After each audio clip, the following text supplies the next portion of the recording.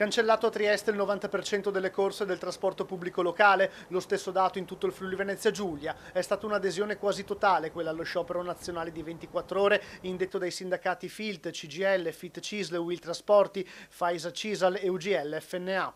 Tra le rivendicazioni il mancato rinnovo del contratto nazionale, scaduto il 31 dicembre 2023, la riforma del settore e la sicurezza sul lavoro.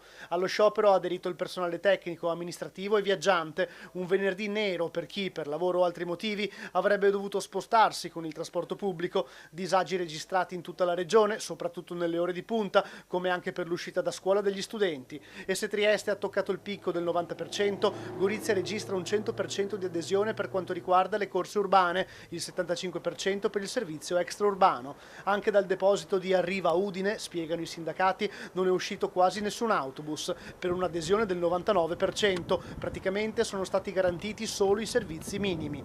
Massima adesione dello sciopero anche a Pordenone. Regolare invece il traffico sulla rete ferroviaria. I dipendenti del settore non hanno aderito alla protesta.